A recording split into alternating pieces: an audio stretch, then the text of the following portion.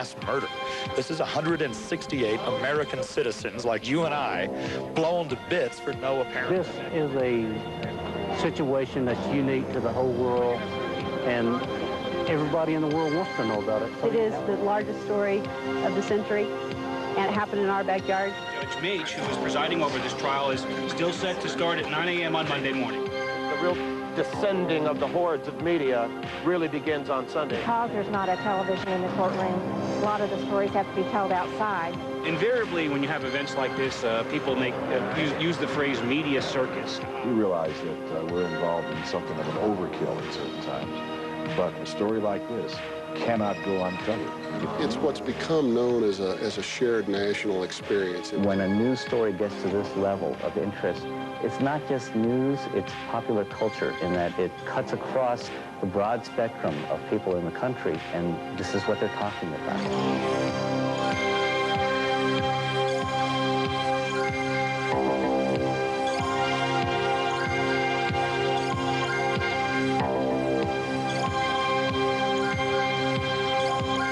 Thousands of journalists converged on Denver in 1997 for the Oklahoma City bombing trials. Along with them came the shadow of sleaze, a shadow cast by the media's seemingly out-of-control desire to tell any big story at any cost. A shadow cast longer and darker in Los Angeles than ever before.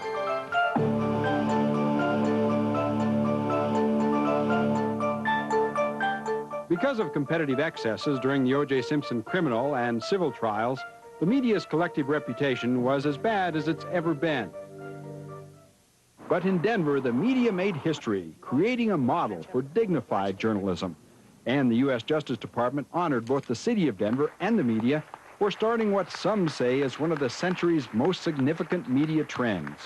We formed a partnership that has become a model, a partnership with the media. 72 media organizations joined the Denver Media Consortium and set up logistics and protocol that is now being copied for other high-profile events. We're very proud of that partnership. Although the media was recognized for respecting victims and coordinating efforts here in Denver, there were other factors that came into play in creating dignified coverage.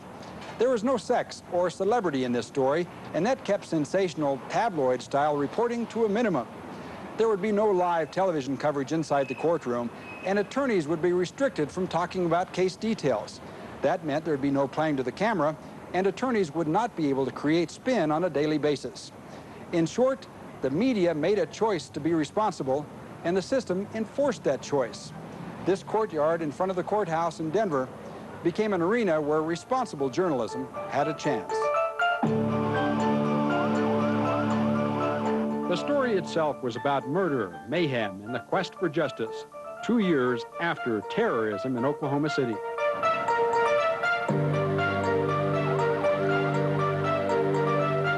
The bomb exploded April 19, 1995. The Alfred P. Murrah Federal Building in Oklahoma City was demolished. 168 dead, hundreds more injured. And in what has been called the largest assemblage of media since the JFK assassination, thousands of journalists converged on the city, including 17 from ABC TV affiliate KTUL-TV in Tulsa, 100 miles away. The instant you saw the pictures, you knew it was a major story. So then we started scrambling and getting more crews on. We made plans to send a couple of anchors over there. We got our truck dispatched immediately. Our truck from Tulsa to Oklahoma City was the first out-of-town truck that got there, and we were very fortunate because we got a great spot, and we had people, on the ground. We're able to start turning out live shots very fast. Now let's join Oklahoma's News 8's Charles Ely, who is live in Oklahoma City. And Chuck, exactly where are you in relation to the federal building? Carol, we're about basically, it was a complete and all-out effort. Basically, everything that could be thrown at it was. Management sent in a Winnebago for us to use as a base of operations to sleep in, a generator truck with a light stand. We had 5 or 6 vehicles, some personal vehicles. Basically, whatever was needed, they said go. Charles Ely and Leanne. The tragedy kept anchorman Charles Ely and other KTUL staff members in Oklahoma City for weeks. Many had personal connections to victims, and as rescue efforts unfolded, heartbreak and fear turned the job of reporting into a mission of responsibility. There was a couple bomb scares during the day, And there was one point where I'm on the phone with the station, and I'm going, they're yelling bomb, and everybody's running at us. I thought to myself, it wouldn't matter where I was. If another bomb went off, we were going to get injured. So our gut feeling was to stay. All the other satellite trucks pulled out of the parking lot. We stayed.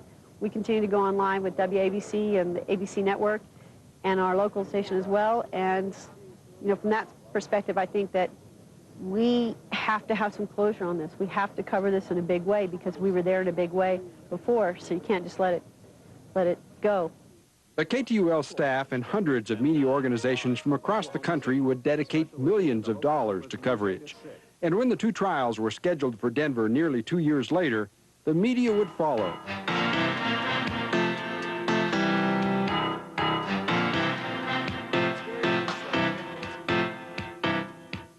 More than 2,500 journalists were credentialed for the trials, and their coverage would put a short list of characters into the national spotlight. Timothy McVeigh was considered the so-called trigger man. His trial would be first. The defense headed by Stephen Jones, the prosecution led by Joseph Hartzler. Federal Judge Richard Maich would oversee the trials of both McVeigh and Terry Nichols, who was accused of assisting in the bombings. Michael Tiger would lead the Nichols defense, with Larry Mackey taking over the prosecution.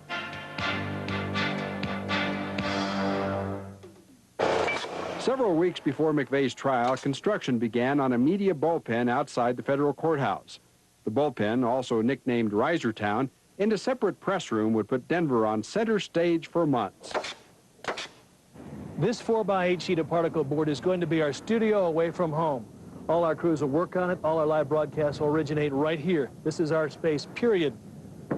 Well, it's going to be close quarters with 2,500 of our closest colleagues. It's very democratic. Our neighbors like ABC and the Fox network have identical pieces of wood. Charles Ely's travels to Denver began months after his newsroom's management, and more than 70 other print and broadcast media organizations started preparations. This unusual media consortium was headed by Tribune Broadcasting's Steve Grund, Joe McGowan of the Associated Press, and NBC correspondent Roger O'Neill. The group negotiated with the court for permission to build an enclosed bullpen, lay wires, and open press room space, pooling resources for technology, common use cameras, and legal motions. It started, this court was going to provide nothing for the media. They weren't even going to allow us to stand in front of the courthouse. And what we've got is a riser of 90 camera platform positions. We've got a press room in the federal court building. When we have a concern, we talk to the clerk of the court, he talks to the judge, and I think probably 50-50 we get our way, and the rest of the time the judge gets his way. And so here now we're able to actually make a compromise with them, be on the front lawn, take risers and put them up there. We were more effective. We certainly got much, much more than I guarantee you we were going to get had we not had a group.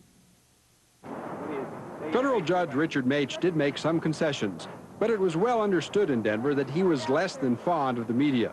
With overall security extremely tight to begin with, consortium coordinator Wayne Wicks found himself warning reporters over and over again. Judge Maich thinks that his job would be a little bit easier without us possibly. And we have a very stringent set of rules in which we need to deal with. There will be a security entrance. You will be in a cocoon outside of the press and the courtroom facility. You will be watched on no fewer than 20 cameras. You will have the finest of the Denver Police Department, Federal Protective Service, and agencies all around you. It was clear that Judge Maich wanted no media interference in the trials, but Maich's power could not keep the media outside of Denver from causing trouble. When the Dallas Morning News used the internet to break a story about Tim McVeigh's alleged confession, the trial was in jeopardy, and so was the media's attempt to restore trust. John Kennedy was right about